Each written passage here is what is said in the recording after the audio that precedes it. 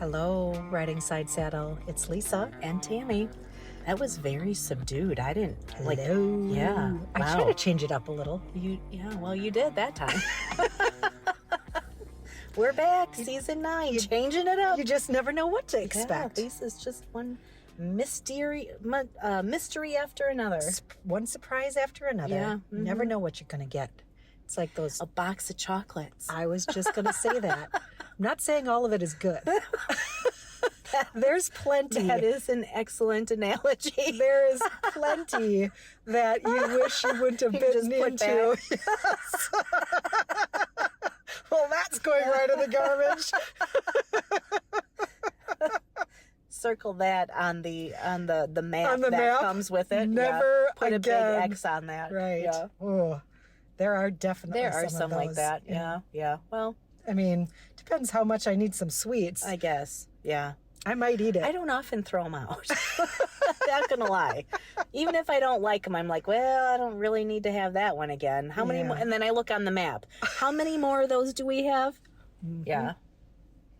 So that's like me. That is like you. I'd prefer to stay away from that conversation. That flavor of Lisa. Speaking of flavors. Yeah. So, it's so fun. So, a couple of things to set up this episode. Tammy and I have been very deliberate in the last, 2 or 3 months maybe, about doing, setting aside time to be creative. Yeah. And we oftentimes have been doing it together. Yep. Which, fills me up because unlike the bad tasting chocolates in the box, I cannot get enough of Tammy. So doing creative things that feel playful and fun as opposed to regular everyday life with my very favorite person in the whole world just makes it extra fun. It really does. Yeah. So that's what we're doing this weekend. Yeah. And it was a little spontaneous, too. It wasn't the plan, but it kind of all worked out. We were supposed to get together on Thursday, and you weren't feeling well. Right. I had just gotten over being sick, so I was like, girl, you should stay. You should stay home. Get better. I love you. But I don't want what you got. From here. Right. That's fair. So we didn't get to see each other. I had plans this weekend, but then they fell through. And we needed to do some recording. Yeah. So because we didn't have one and we were out. Our season ended. We didn't have any snacks. Hopper empty. Yes, right. Todd's probably looking at the folder going, what are you guys doing? God damn you girls. Right. This happens all the damn time. Right. What do you think I am? Shit together. Right. Saving your ass every other week. He probably does think that. I know. He won't say it though. No, he won't say it. He'll send a little heart in Messenger. And I'm like, I feel way worse than if you had just let me have it. Well, no. I feel really bad. And all he does is sends a heart. And I'm like, all right, I'll take it. Thank you. Thank you for the grace. Anyway, so it ended up coming into a creative weekend. Yep. As long as we've got a chunk of time, let's play. Yeah. Yeah. So on the docket is watercolors, right? I have still zero idea what I'm doing, but We'll figure it out. Very happy to play with it. My mom asked me, she's like, well, what are you going to paint? I'm like, I don't know. She goes, did you sketch anything out? I'm like, no. We'll figure it out. Well, I'll just dabble, I think, and whatever. It's a lot of fun. It is. It was a lot of fun last time. Yeah. I'm certain it will be this time. It will. We've already been together for, an hour and a half, and we have been talking nonstop we're already. Like a bunch of hens Yeah. clucking away. Yeah. Making up for some lost time. Yep. 5 times we've said, we should be recording this. Right. Yeah, we've had some great conversations. Yeah. Yeah. And you're staying over. Right. So this is like a whole fucking 24 hours. We may get a whole seasons of episodes all in one day. Gosh. It's hard to say. Well, if we do end up, because it could happen, right? We always talk about just putting our phone on record. We should just while record we're our talking. conversations. They're so good. And honestly, they're even more spontaneous than, what it is when we're deliberately sitting in the vehicle doing the recording. Yes. Most of the really good stuff comes out of just the conversations. Right. Our planning session. Yes. And then we're like, okay, this is good. Stop talking now. Right. But we're in the middle of something that's really, really good and interesting and meaningful. And then we cut it off and it never comes back out as good as when it started. Accurate. Most of the time because I fucking forget. Like I just forget what my point was or what I was going to say. I already said it, so now it doesn't feel as impactful or meaningful or either. authentic. Right? Also true. Yeah. Anyway, so we are spending the next couple of days, the weekend together, doing all the fun things. And sure shit, right after you sent me packing up, I'll be on my way, I sat down and I looked at a reel on Facebook, and it was destined for me to look at it. These fools need a topic. The universe said, give her one. She'll look at her reels. Give her one. Fine. We did need a topic, but it is absolutely something that I deal with. I don't know enough about, but I know I struggle with it. I need to evaluate and research and learn more. But it's about attachment styles. Yeah. The reel that I had watched it's a psychologist, and she was talking about the anxious attachment style. Mm-hmm. Now, there's many different ones, and I don't know enough about any of them, with the exception of the fact that the one that you're trying to achieve is a secure attachment style. There are others: disorganized attachment, anxious preoccupied attachment, which I didn't even know that one, dismissive avoidant. I've heard of avoidant attachment, fearful avoidant. So they kind of break them out into subcategories. Yeah. Oh. And then anxious attachment. So she was saying essentially that what caught me right out of the gate was her talking about, if you have the same fight, argument, disagreement with somebody over and over and over, it has to do with an anxious attachment style. And I'm not going to get it all correct, but just in summary, basically what she said was, everyone has core beliefs about themselves, core beliefs that were created about yourself way before you even knew the person that you're having this interaction with. And when you're in a situation where you're having the same debate, the same argument, not feeling like your needs are met in the same way, it's because of this anxious attachment style, in that you have told yourself, I'm not worthy, I am going to be abandoned, I can't trust you, all of those things, and you use the example of what's happening to be able to support that belief in yourself. Right. It's she referred almost to creating situations so you can say, see, maybe subconsciously. I don't think it is for most of us. I don't think it's intentional. I think that we do create, because we've created the story. Yeah. We can create a situation also. Well, I can probably derive the component that I'm looking for to fit what I believe in myself out of most anything, right? So if that's what you're saying, like... It is what I'm saying. We're saying it different, but yes. Right. If something happens, I can take a sliver of that situation and be like, see? See? Right. This is what I've been angry about this whole time. That thing that you just did means this, and it hurt me. AKA, I can't trust you. You're going to abandon me in some way. And that doesn't always necessarily mean you're packing your bags and you're leaving. It means like you don't support me emotionally, or you don't care to like take me into consideration, or those types of things. Correct. Abandonment isn't always just you're out of there. Physically leaving. Right. Right. It hit me really hard. because I see myself in that example that she gave.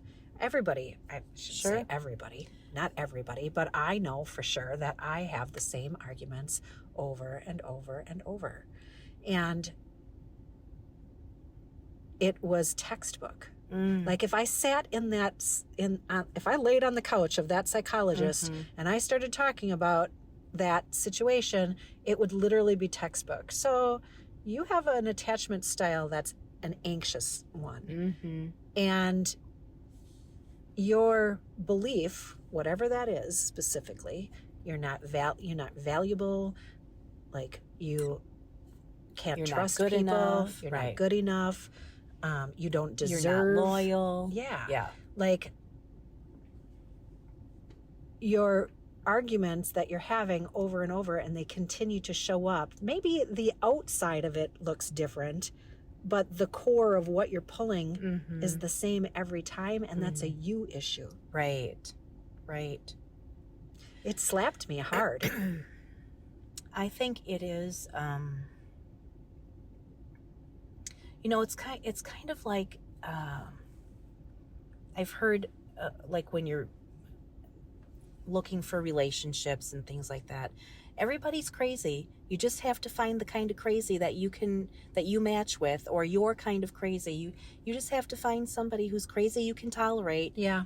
Things I've like said that actually. And I think it goes to what you're saying though. I think it is. So maybe you and we'll just say Scott. You and Scott argue about the same thing over and over because that's a good leap.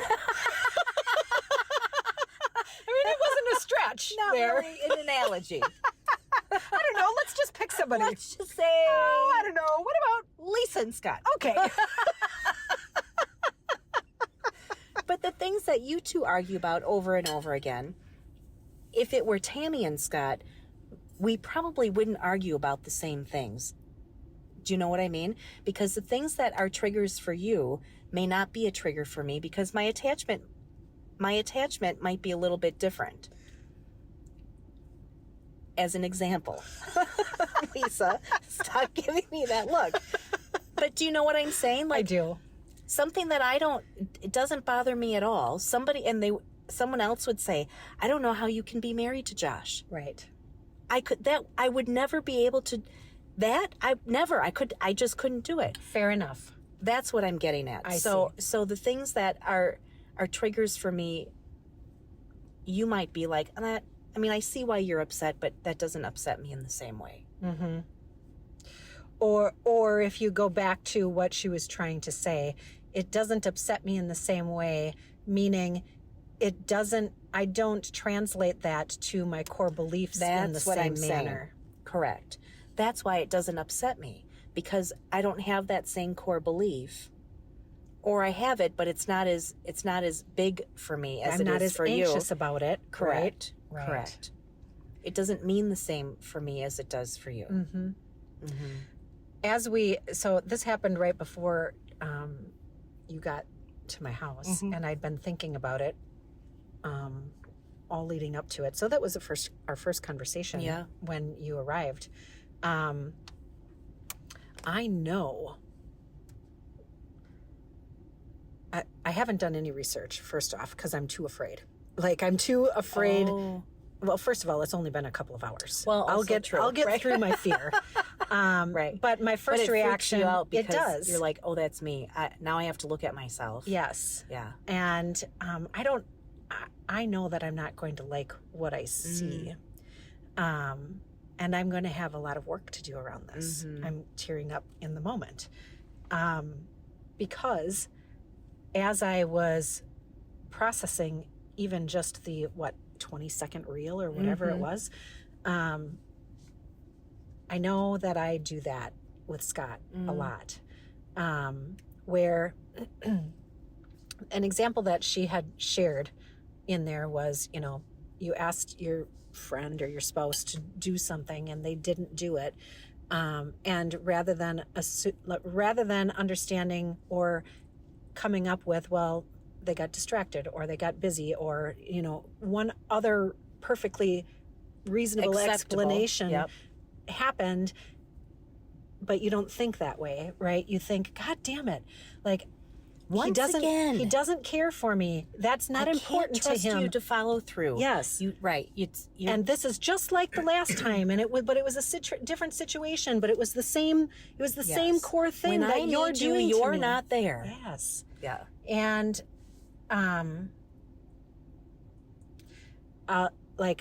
you know me well enough that I don't usually not say anything. Mm-hmm. I usually say something. Mm-hmm. And I will say, this makes me feel like blah, blah, blah, blah, blah. Mm-hmm. You did this, and this is, how it makes me feel. And shame on you for making me feel that way. Shame on you for not, shame on you for not being careful with me, because you know that when this happens, it makes me feel this way. Kind of. Or why can't you, I don't know, I'm not saying the right things, but why can't you consider me? Like, you love me. You should consider me as one example. It didn't occur to you that if you did this, I would likely feel like that? Right. So throughout the conversation, then he's like, Lisa, first of all, I do consider you and I do love you. And what actually happened, or the reason why that happened this way, is because of XYZ. Mm-hmm. Okay? Perfectly reasonable explanation, insert here.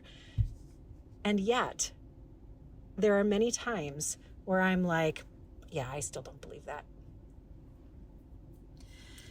So I can see that, though. How come every time I ask you to do something, there's a perfectly reasonable explanation for why you didn't do it? Yeah, but it's not every time either. Okay. Right? If it were every time, I'd be like, okay, like, you're absolutely lying to me. And, right. But when it does occur, that is my automatic response. Gotcha.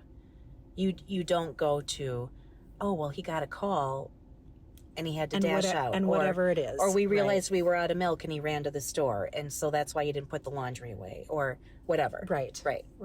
My go-to is more around confirming. It's confirmation bias. She talked about it in the reel, and I know you're more likely to go, see, there's the laundry still sitting there. I asked him to put it away. He said he would, and then he left, and now he didn't do it, and now I'll do it myself, and I'll be mad about it. Yes.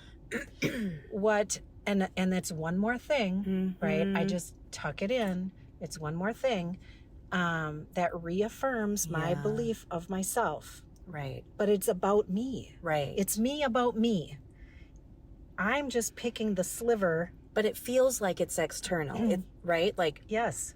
That's where I'm grappling, okay? And that's where I know that I have to do the research, and I know I have to do the reflection, because it's inherent for me to be like, you did or didn't do this, and that affected me in this way. Right.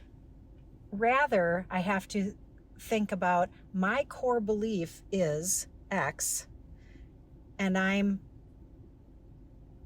taking the confirmation of that core belief from this situation so that I can reaffirm what I believe about myself, and it's not a healthy belief. Right. I'm not worth showing up for instance, could be a core belief. Right. Even if you don't outwardly believe that. Well, right, because who's going to have an argument about, like, I'm not worth showing up for? That's not even an argument. What it is me going, I am worth showing up for, and I'm going to fight you about it, but my belief on the inside is that I'm not worth showing up for. Right. And that's fucked up. Like that. So when I ask you to do something and you don't do it, you're not showing up for me. Right. And anytime I ask you to do something and you're unable to do it, not even won't do it, but unable in that moment to do it, I feel like, see? Right. Here's another example of how I'm not worth showing up for. That's what's happening on the inside. Right. But on the outside, here's another example how you are failing me again. Yes. That. I have some work to do. That's big. It makes me sad for me. It's a big realization. I right? mean, Because you are being mean to yourself. Yes. Ultimately, if you get all the way down to the bottom, you are continuing to hold beliefs that are not nice about yourself. Yes. Yeah. Yeah. So I struggle with that a little bit. I don't exactly know what my attachment style is because I've not dug into it. I think I'm a little bit avoidant, a little bit dismissive, a little bit anxious. Like, I'm not entirely sure. I haven't really dug in. And I don't think everyone is just one style. No, I agree right? with that. So I can see little bits of those being applicable depending on the situation, depending on the relationship. Right. I know that in the last few months, in season 8, in season 8 of my life. In season 8 of writing Side Saddle, I talked about how I would set Josh up, not on purpose, but he would do something and I wouldn't say anything because I didn't want to have an argument. I was like, I just don't have the energy for that, and it's not really a big deal. I really wish he wouldn't do that, but I'll just save it. If he does it again, then I'll bring it up. Right. So setting him up in that way, not like intentionally creating a situation where he would, right. I know he's going to fail. Like, not like that, but he'll do this again. Right. Because I didn't tell him it bothers me. Yes. And then, he's not trying to do it on purpose, but I didn't even tell him it upsets me. He has no idea. Right. And then I just tuck it away, and I tuck it away. And eventually I'm like, that's it. Right. I've worked really hard not to do that. So I'm now at a point where it is in order for me not to tuck those things away and wait till the next time, which might really be like 3, 4, 5 next times. Right. I have to stand up and I have to say something now. Mm-hmm. And it can be in a non-emotional sort of way. Mm-hmm. So it's not necessarily an argument, but I need to bring this to your attention. It's much better if I do it right away than if I wait, because now I'm resentful and I'm angry and I'm hurt and I've got all these stories I'm telling myself, yes. most of which go to my own core beliefs, right? Right? And it's just feeding that. Yep, it is. But it's very hard for me to be seen. So I am having to work on both things at the same time.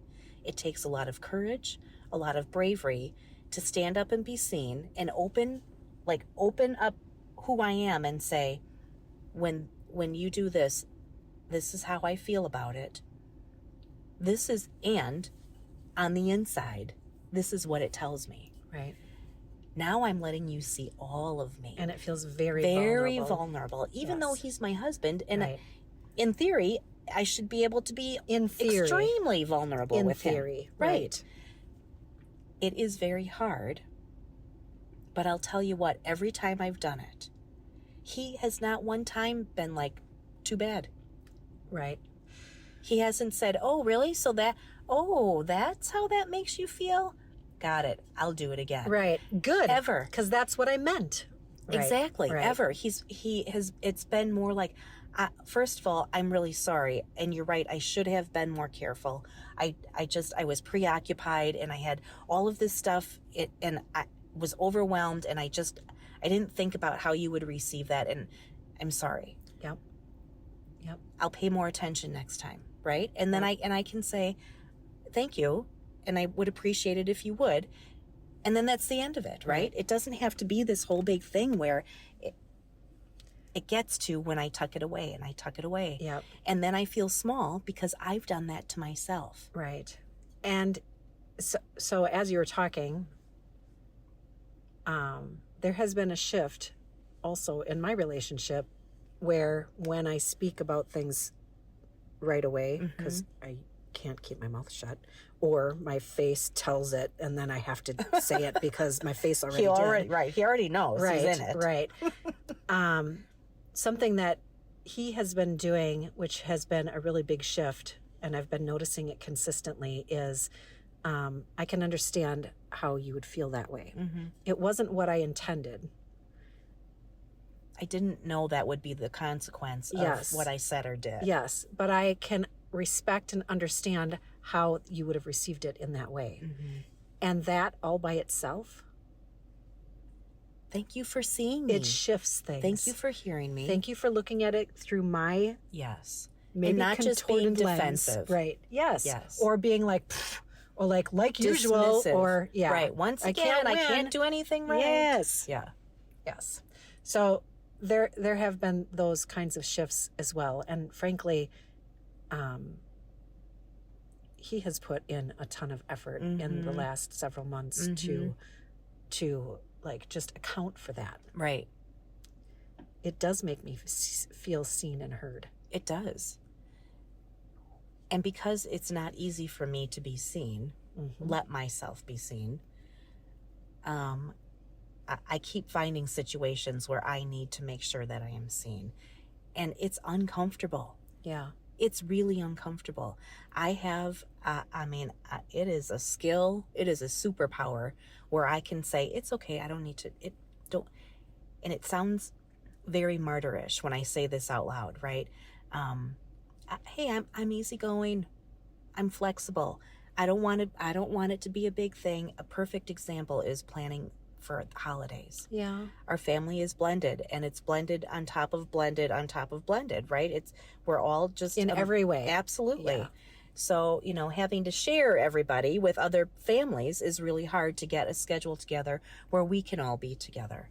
And so I often don't say anything because I don't want people to feel like, well, I have to choose now because this person said we're having Christmas at this time, and now you said you want Christmas, and so now we're going to have to pick, and I feel like, well, they for sure aren't going to pick me. Why would they pick me? Those people are super fun. They'll never pick me. And you don't want to put yourself in that situation. Right, because that doesn't feel good because Right. this core belief, Right. I'll never get picked, Right. right? So let's not do that. But I also remember what it was like when my kids were young and we were having to go to 17 different places in 2 days. And it's horrible. Exactly. So I don't want to do that to my kids either or my grandkids. Right. So I find myself in this weird place where I have to speak up, but I still want to be flexible. But I don't like what's happening. Right. Because I feel like I'm getting the leftovers again. The shit end of the stick. Everybody has made plans with everybody else. Right. So I get the crumbs. Right. And that makes me really upset. But I set it up that way. Yeah. So I have to change that. I either have to start planning further ahead, which is also not easy for me. I'm not a planner. Right, right. And I have to say, this is really important to me. I know most of the time I am very flexible and, whatever works for you works for me. Right. But I'm telling you, it's not working for me. Right. I feel like I'm getting the leftovers and I don't like it. So how can we change that? Right. I'm not mad at you about it. Right. I did this. Right. I'm very good at being nearly invisible. Mm-hmm. I don't like how that feels anymore, so I need to make a change. Good for you. It's so uncomfortable. But when I do it, and then I'm heard, it feels so incredibly good. Especially for people like your children who have known you for their whole life. Right. The, crumb picking up way. Right. Right. Right. And now it's a different expectation. And that's also uncomfortable. For sure. Right. Like, oh, gosh, this isn't. So she does actually care that we are here for an hour on Christmas. Right. Yeah, I do care. Right. Why would you think I wouldn't care? Right. And it's not an hour, but you know what I mean. Yeah. I need more. I don't like how that sounds either, because I don't like to be needy. I'm very independent and I'm very happy being by myself, but I need more from you. Right. I'm not feeling fulfilled in this relationship, whatever it is. Right. I in need this more situation. from you. Right. Yes. Right. Yes. I feel invisible, and I've let this go on. And when it is when that is received in a positive, constructive way, oh yeah, well, we could stay longer. We don't We don't have to leave right after we eat on Christmas, for instance. Right. Yeah, we have some more time. That feels so good. Yeah. I put myself out there. I didn't get rejected. I didn't get abandoned. I didn't get dismissed. All of those attachment styles. You didn't get made guilty for having a need. Nobody got mad about it. Right. Right. No shame. No. Right. That now my connection with that person is stronger. Right. I feel better about myself. That horrible tape that plays that says they're never going to pick you. Right. Shut off. Right. Or at least the volume gets turned down. Paused for the moment. Right. Right. Right. It's so hard to do, but it's so rewarding. And I mean, I don't know. I've not had these conversations with everyone in my life. So I'm going to say this, and I don't know if I should, because it might not be true or Welcome or to riding fair. a side saddle. I know, but it's a little harsh. If I were to say that to somebody, and so I'm pulling this from some past experiences with relationships that were very toxic. If who I am today were to say these things to who that person was then, and they didn't hear me, because there were times where I was that vulnerable, and I got laughed at, and you know, it was used against me later and things like that, which is what feeds those beliefs in the first place, right? That person would not be in my life. And it wouldn't take 15 or 20 years to get there, right? Like, I don't... Then, you wouldn't be having the same fight over and over and over, exactly. because it would be like, so that's not a belief that needs feeding in me. Right. That's maybe something that's healed, or I'm not triggered by that. I don't like the way that feels. Right. So we need to part. We just need to part ways. I just explained to you how I'm not being valued. Right. How I believe I'm not being valued, and it made you angry, rather than having a conversation about how we can work on that. Right. Now you're just mad at me because I came to you and said, I'm not feeling good in this relationship and it relates to my value in this relationship. Then I'm not going to, I think it's just time for me to go. That's what they refer to as a secure attachment. Like being able to say, we don't connect here. Like these, the plug doesn't connect, right? They don't go together. The puzzle piece doesn't fit. I'm not telling you that you're a bad person. Nope. My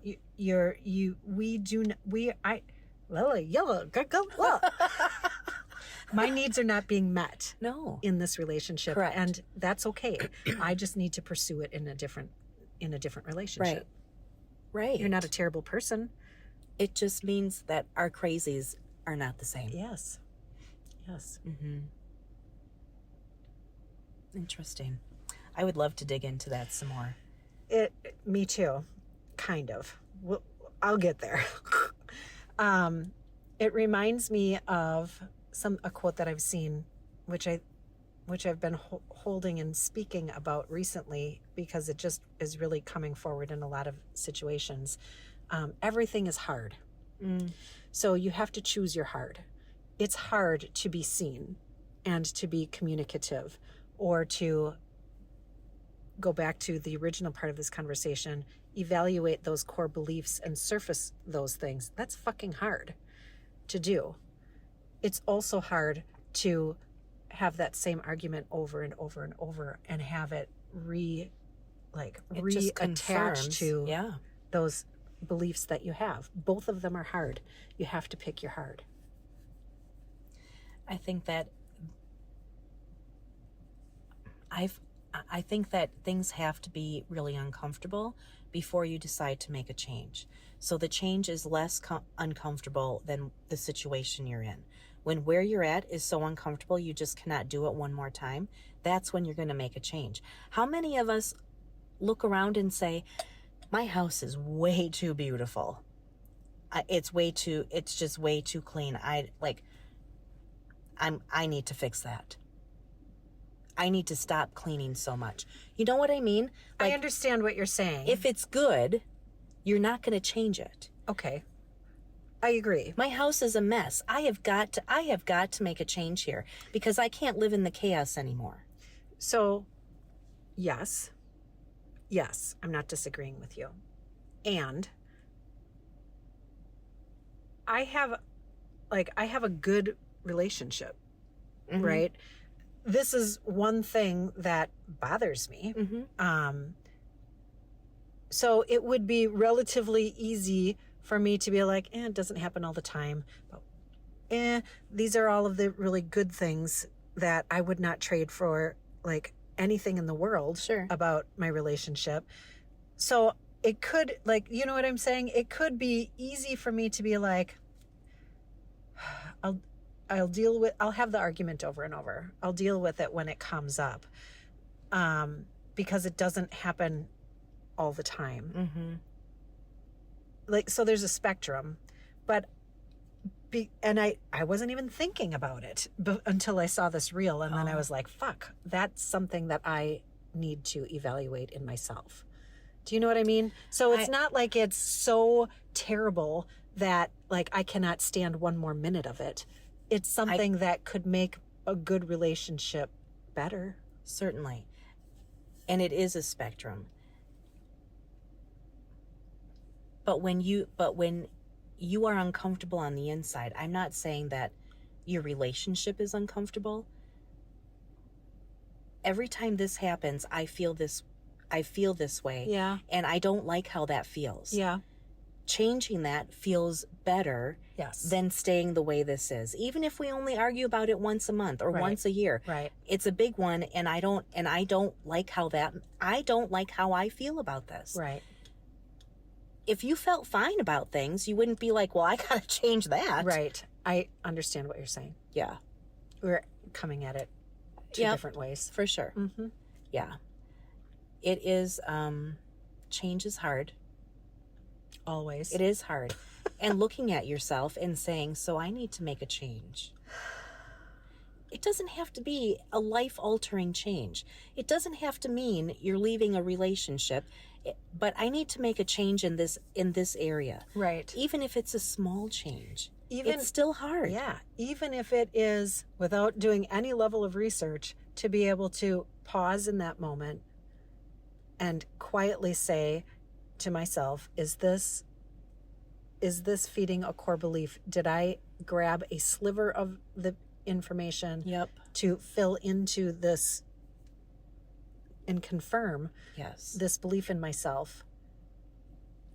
Or do I need to take a moment and take a step back and ask some open-ended questions so that I can understand the whole situation, as opposed to taking that sliver that feeds a poorly placed belief? Right. I think that when I've done that, I'm thinking about, there have been times where I have felt my husband dismisses me. We are, and it's in front of people. It's not when we're having a good time. He never dismisses me in front of people in that way.